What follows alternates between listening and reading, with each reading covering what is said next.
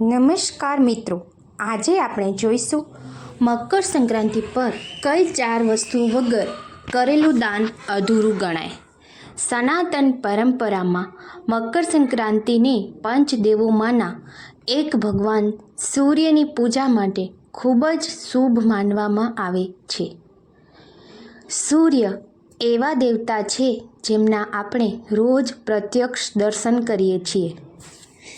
સૌભાગ્ય અને સ્વાસ્થ્યના આશીર્વાદ મેળવવા માટે મોટી સંખ્યામાં લોકો મકર સંક્રાંતિના દિવસે કેટલાક જળ તીર્થોમાં જાય છે અને સૂર્યની પૂજા કરે છે.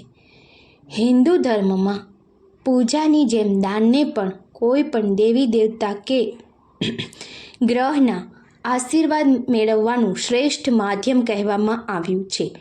ચાલો જાણીએ મકર સંક્રાંતિ પર ભગવાન સૂર્યના આશીર્વાદ લાવનાર 4 મુખ્ય વસ્તુઓના દાન વિશે. જે કઈ એવી 4 વસ્તુ છે કે જેનું દાન કરવાથી આપણને પુણ્ય મળે છે.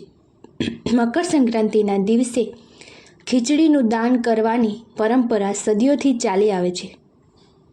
ખીચડીના દાન વિના વ્યક્તિને મકર સંક્રાંતિનું પુણ્ય ફળ મળતું નથી. તેનું માત્ર ધાર્મિક જ નહીં, જ્યોતિષીય મહત્ત્વ પણ છે. જ્યોતિષ અનુસાર કાળી અડદની દાળ, શનિ, ચોખા, શુક્ર અને ચંદ્ર, લીલા શાકભાજી, બુધ, ખીચડીમાં હળદર, ગુરુનું દાન. જ્યારે ખીચડી સાથે દાન કરવામાં આવેલ ગોળ મંગળનું પ્રતીક છે. અડદની દાળ એ શનિનું પ્રતીક છે, ચોખા એ શુક્ર અને ચંદ્રનું પ્રતીક છે, લીલા શાકભાજી એ બુધનું પ્રતીક છે, ખીચડીમાં હળદરનું પ્રતીક છે અને ગુરુનું દાન છે. ખીચડી સાથે દાન કરવામાં આવેલ ગોળ મંગળનું પ્રતીક છે. એવું માનવામાં આવે છે કે જે વ્યક્તિ ખીચડીનું દાન કરે છે તેને આખા વર્ષ દરમિયાન 9 ગ્રહોની કૃપા પ્રાપ્ત થાય છે.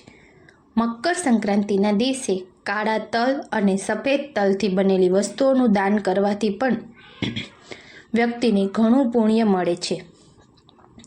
એવું માનવામાં આવે છે કે તલનું દાન કરવાથી સાધકને ભગવાન ભાસ્કરની કૃપા પ્રાપ્ત થાય છે. એવું માનવામાં આવે છે કે તલનું દાન કરવાથી સાધકને સૂર્ય અને તેના પુત્ર શનિદેવ બંનેની કૃપા પ્રાપ્ત થાય છે. મકર સંક્રાંતિના તહેવાર દરમિયાન ઉત્તર ભારતમાં ખૂબ જ ઠંડી હોવાથી આવી સ્થિતિમાં મકર સંક્રાંતિ પર જરૂરિયાતમંદોને લોકોને ગરમ વસ્ત્રોનું દાન કરવાથી વ્યક્તિને અનંત પુણ્ય મળે છે. જો તમે આ દિવસે કોઈ પણ વ્યક્તિને ગરમ કાળા વસ્ત્રોનું દાન કરો છો તો તે તમારી કુંડળીમાંથી શનિ દોષ દૂર કરે છે. વૈદિક જ્યોતિષમાં ગોળના દાનને ઘણું મહત્ત્વ આપવામાં આવ્યું છે. જ્યોતિષશાસ્ત્ર અનુસાર ગોળનો સંબંધ સૂર્ય ભગવાન અને દેવગુરુ બૃહસ્પતિ સાથે છે.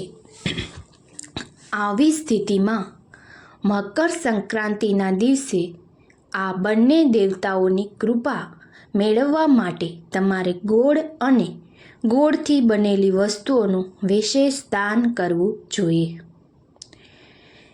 એવું માનવામાં આવે છે કે ગોળનું દાન કરવાથી કુંડળીમાં સૂર્ય અને ગુરુની સ્થિતિ મજબૂત બને છે. નોંધ: અહીંયા આપેલી માહિતી ધાર્મિક માન્યતાઓ અને જાહેર માન્યતાઓ પર આધારિત છે. આના માટે કોઈ પણ વૈજ્ઞાનિક પુરાવા નથી હોતા. સામાન્ય જનતાના હિતને ધ્યાનમાં રાખીને અહીં આ પ્રસ્તુત કરવામાં આવ્યું છે. જય મા લક્ષ્મી. તો મકર સંક્રાંતિ ઉપર સૌ લોકો દાન પુણ્ય કરી અને તમારા જીવનને સાર્થક બનાવો. આભાર. જય મા લક્ષ્મી.